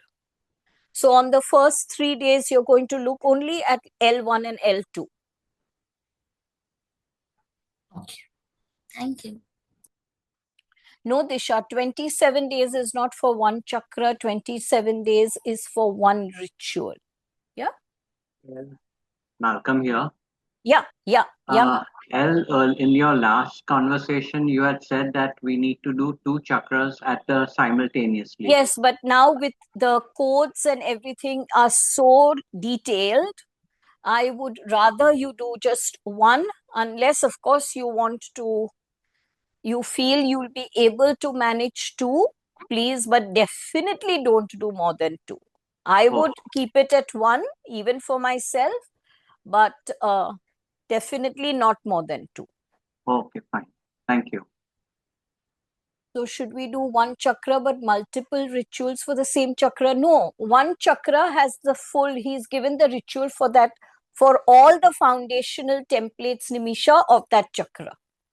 And as he says, pay attention to the foundational templates, right? Not the individual sub-templates. So when you do one chakra, you will be doing all the foundational templates. Because you are eliminating the energy of foundational templates, naturally you are eliminating the energy of the sub-templates. Yeah? Okay. Yes, Shireen? Sorry, you said hold your breath for 4 counts, then breathe in for 4 counts, then hold for 2 minutes. Do you mean 2 counts or Counts, two two just counts. If I said 2 minutes, I'm sorry, Shireen. 2 counts. Sorry. Thank you. Okay. Any others? But yes, Payal. Yes, Payal. I'm sorry. No, please. You have to ask all your queries. Yeah. So you just talked about the blog you have posted. I was just looking at that, and there are Ho'oponopono lines too. So those I have just put out for everyone in general, because Okay. yeah, people who are not attending this, they're not going to get access to these deep meditative rituals. But in order to help them also, I've put Okay. out these few Ho'oponopono sentences. If you want to do those, of course, please do those. Along with this, we can also do that. Absolutely, absolutely. Okay. Yeah. Thank you. All good? All good? Yes? Okay. Sorry, Nilima here, quick one. Yes, Nilima, tell me. The codes, is there a link to find the codes? So let me do one thing. When I put up this along with it in the description of this video, I will also put the link to the codes. Thank you. So you all don't have to hunt for it. It's there on my YouTube. I'll put the link. Thank you. So we're now doing non-forgiveness. JadeFire believes that there are a few universal templates which are the cause of not only conflict and war in the world, but conflict in our bodies. They create the diseases, they create the problems, they create environmental issues, they create relationship issues. And these few of these templates are the template of scarcity, template of joylessness, template of separation, template of forgetfulness, template of non-forgiveness, which also includes aspects like punishment, revenge, vengeance. And he says, to be honest with all of you, this is the template I am working on. I'm not working on chakric templates at present. I'm only working on very strongly on the template of non-forgiveness. And as I was discussing the other day, I am finding I am making very little headway. And this is what JF said. When a template is very, very strong, even though you finish a full 27 days, you will, if you're honest with yourself, you might find that you're making very little headway. So I am just continuing with this template of non-forgiveness, because having done it for so long, I'm still not making headway. I know I have not made headway. And you can't then give yourself a cop-out statement of, oh, it's only this one person. Oh, it's only this one situation. No, those are only manifestations of the soul contract. The template is the full template, which is your responsibility. And if one soul contract is where you are getting stuck in, it means that the template is not cleaned. So see, guys, we are working with ourselves. We have to be 100% honest with ourselves. Otherwise, why are we here wanting to clear karmic templates? Because if we are not honest with ourselves, the sad truth is that the template of untruth we are going to make heavier for ourselves, right? And remember one thing, the heavier, when a template gets very, very heavy, it gets to be a family template and then an ancestral template. So let's really be honest with ourselves. So where there is non-forgiveness, then will come templates of anger, templates of judgment, templates of betrayal, templates of vengeance and revenge, and the need to punish someone, the need to get even, right? I remember a young client of mine who was very rudely kind of, left by her boyfriend. She kept asking me a question over multiple sessions. Her question was, but is he not going to be punished for is he not going to be punished for how he treated me? So, as human beings, we have this thing of someone's done us wrong, and we want them to kind of suffer, we want them to pay for it. It basically getting even. And JF has made me explain that you might want to call it whatever polite terms, but the template is the template of revenge. So the templates of non-forgiveness and revenge he considers it as one and the same template, because where there is non-forgiveness, there is going to be the need for revenge. So please drink some water and get into a quiet space within yourself.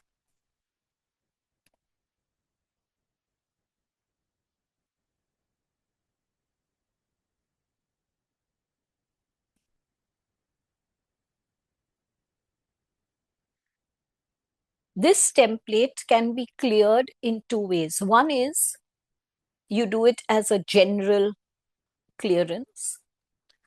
Secondly, and this is the way I am doing it, so I'm going to share that with you. You can visualize one or two or three or whatever soul contracts, always remembering that the soul contracts are your soul friends who have come into this contract with you in order to help you liberate yourself. So you can visualize your soul contracts with whom you are still angry, with whom where you are not able to forgive and move forward. So even though intelligently JadeFire makes us understand that soul contracts are your greatest soul friends. They are here to help you. They are here to liberate you. The human ego still views them with anger and with non-forgiveness and with the need to get even.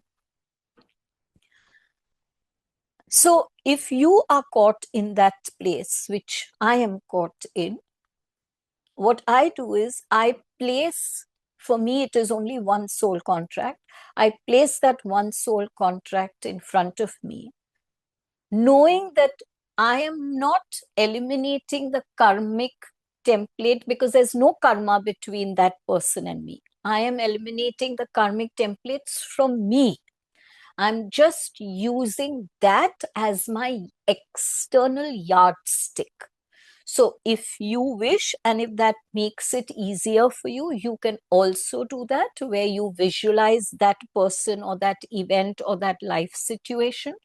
But you do not visualize it in anger. You do not visualize it in condemnation. You do not visualize it from a need to hit out at that person.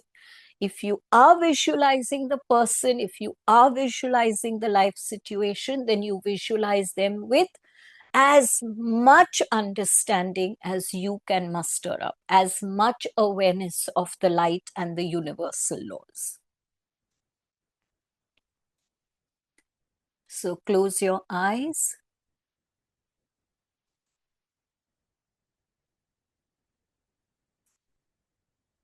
Breathe in the 4-2-4-2 pattern that we have just learned.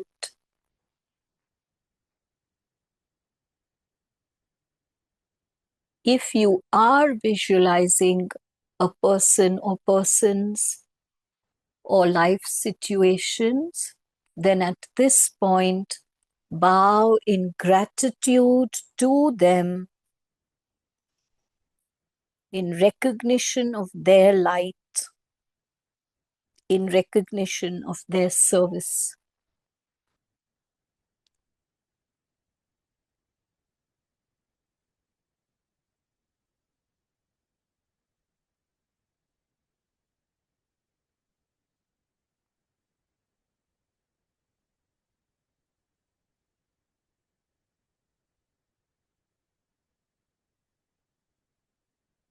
As you breathe, make strong intention.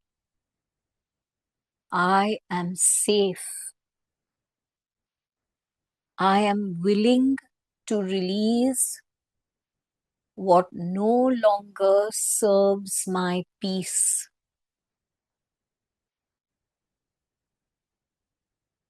I invite truth,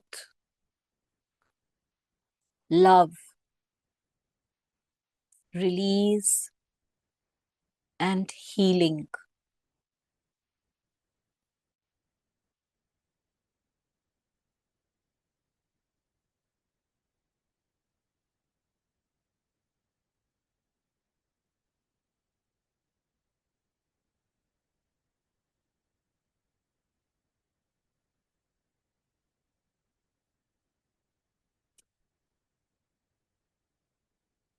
Starting with the karate chop point of one hand. Even though I still hold this pain, I am ready to release and transmute it.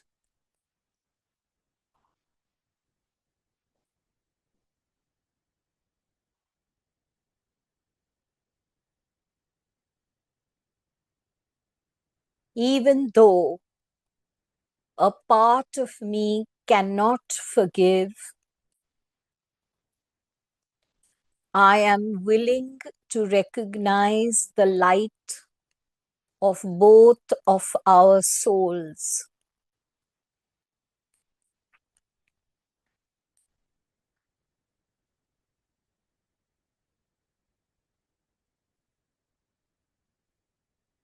Move to the karate chop point on the other hand. Even though a part of me wants revenge, I am open to receiving the energy of unconditional love and divine truth.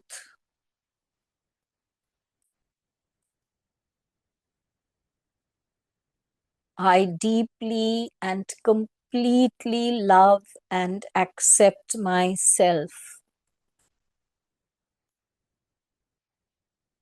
Take a deep breath.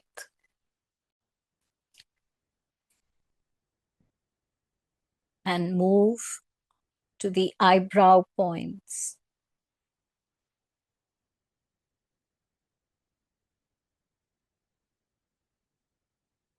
I still feel hurt and betrayed.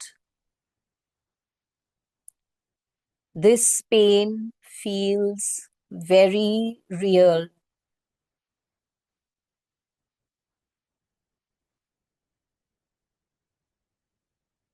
Go to the side of the eyes.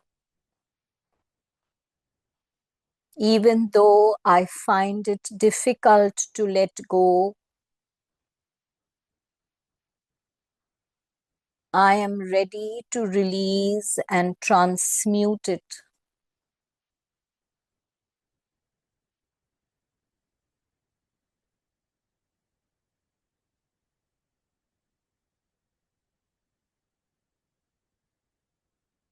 Come to under the eyes.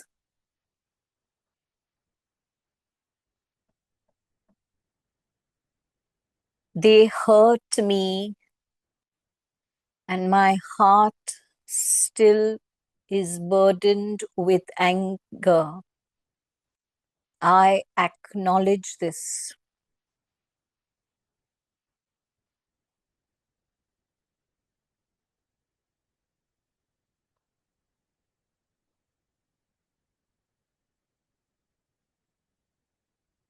Under the nose,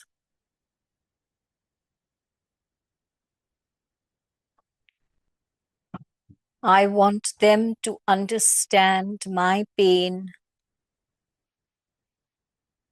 and I open myself to love.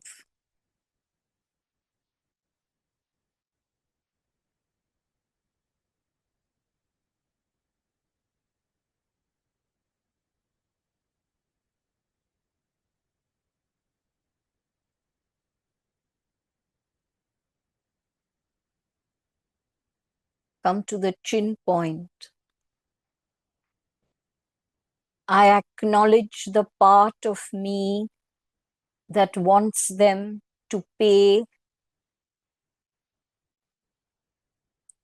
but I am open to receiving the energy of divine truth.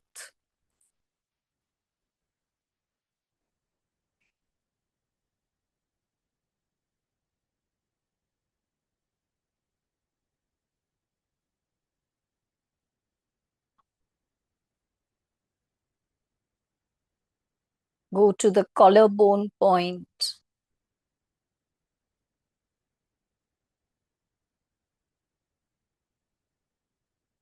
I accept what I feel right now, and I love myself in spite of this.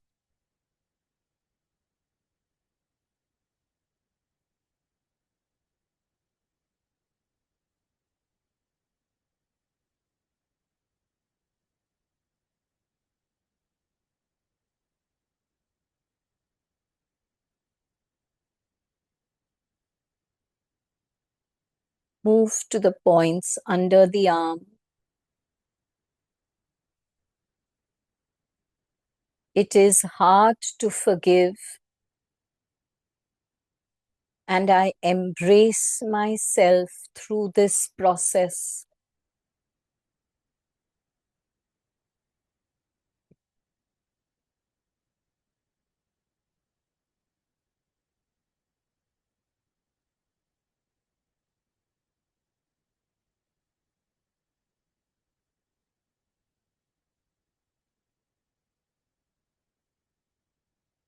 Move to the underarm point on the next side. I honor the truth that lives within me right now.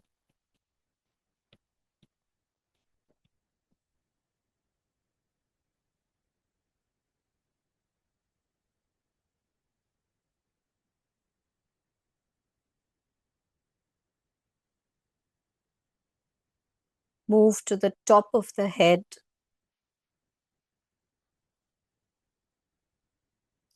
I release the template of non-forgiveness and revenge.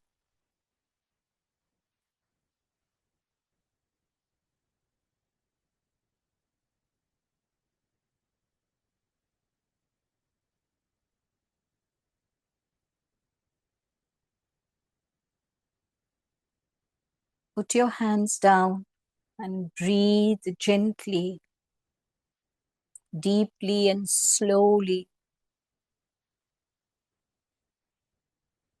I desire peace more than revenge.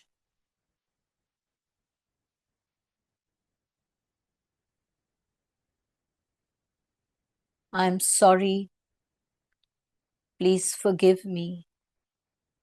Thank you. I love you.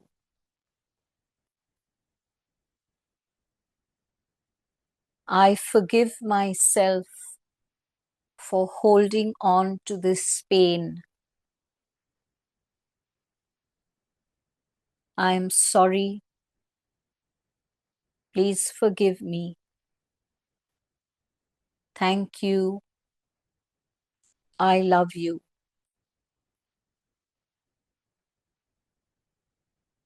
I allow the universe to balance out all things.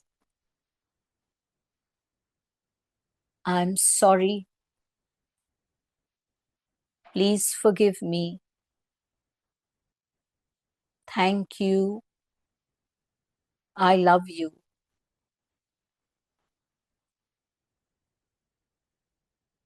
I am getting ready to let it all go.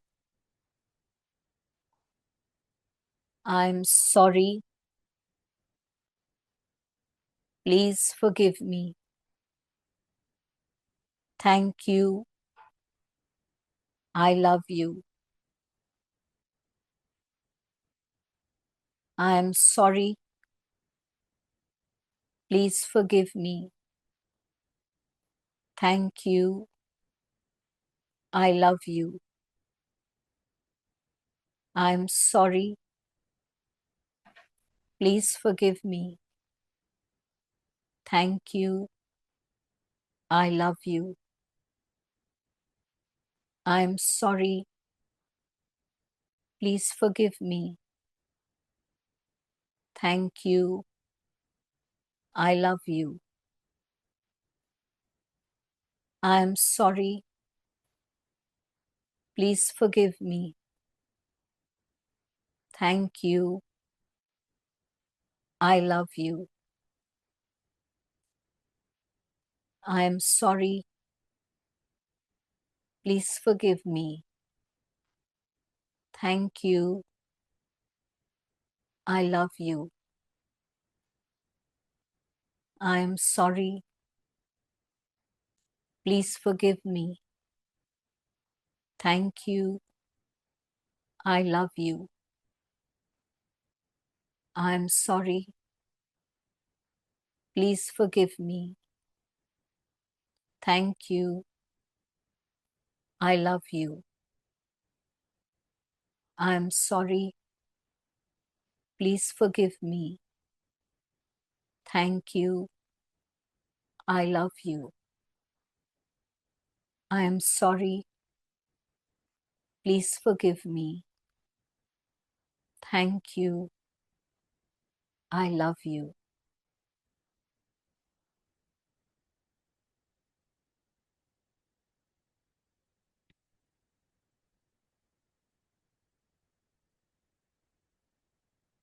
Come to the eyebrow points. I release myself from the energy field of non-forgiveness.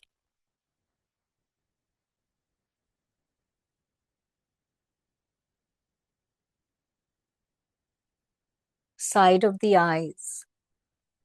I forgive myself for the inner stories I have told myself.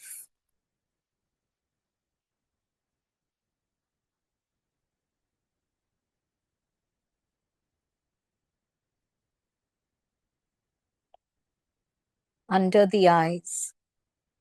I allow divine balance to unfold.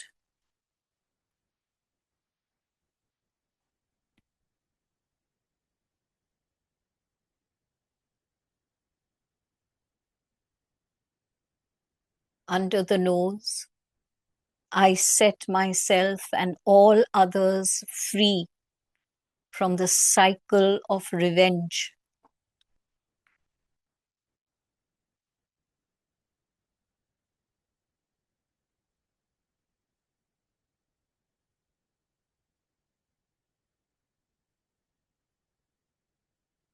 Chin point. I am peace.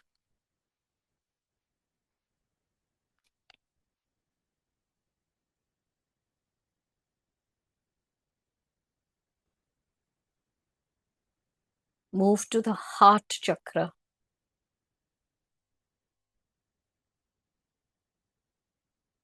I am love.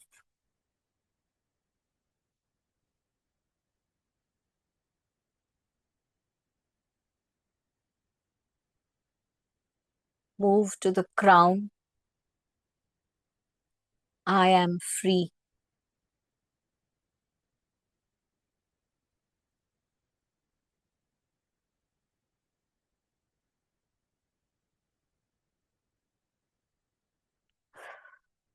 Whenever you are ready, you can open your eyes.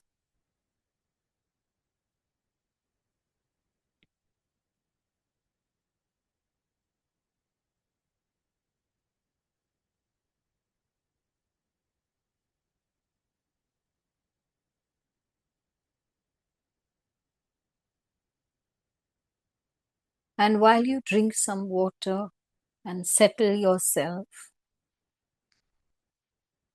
I would like to tell you the various manifestations of joylessness that JadeFire brought to my awareness. We don't realize how heavy the template of joylessness sits in us all. He says joylessness can manifest in your life by making you feel unsafe, by attracting loss of different kinds into your life experience, by attracting punishment into your life, by giving you patterns of being over responsible and over serious, chronic fatigue, heaviness in the legs, financial anxiety, suppressed passion and sensuality, suppressed creativity. These are also manifestations of joylessness, lack of emotional expression, guilt, shame, dependency on external stimulation to make you happy, unable to be spontaneous, unable to have fun, scared of or unable to have sexual intimacy are also manifestations of joylessness. Lack of motivation and drive, lack of healthy ambition, over ambition, need to prove yourself through constant achievement, deep need for perfection of yourself and others, inability to rest, denying yourself of any kind of pleasure, feeling guilty about having pleasure. These are also manifestations of joylessness. Constantly taking care of others, putting others before yourself, unable to receive love, unable to receive or give gifts. These are also joylessness.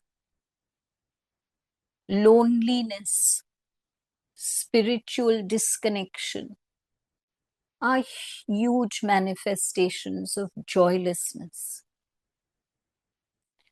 I am sure that you have been able to identify with more than one of these manifestations. So I don't know which ritual you shall start with, but I do advise you that at some point in time, please proceed to free yourself from the template of joylessness.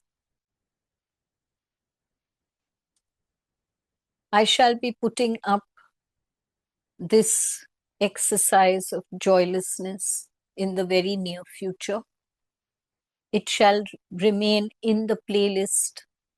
I shall be sending you the link of the playlist so you can go repeatedly to the playlist and see whatever is there and whatever you would like to do for that current period.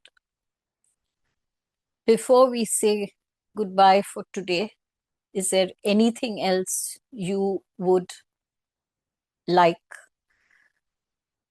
to ask? Aditi, you asked me the names of the universal templates: scarcity, joylessness, powerlessness, forgetfulness, separation, non-forgiveness, unworthiness. These are the universal templates. Thank Most you. welcome, Pariza. Thank you for attending.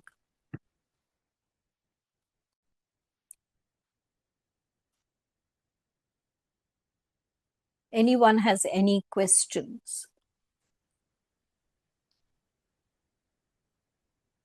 I know you will have questions, likely to have questions once you go through the video again. Please feel free to WhatsApp me your questions, to WhatsApp me your queries, and I shall be most happy to help you in whatever way I can. Thank you to all of you for being here. Thank you for being the messengers who will carry this information and this light forward, because I know that's why you are here. Thank you all very, very much. Yes, Suvinder, of course you will have questions, and absolutely please free to ask me. Thank you so much. Thank you all. Thank you. Thank you for your wonderful words of appreciation. Thank you. Thank you. Thank you so much. God bless you. Thank you.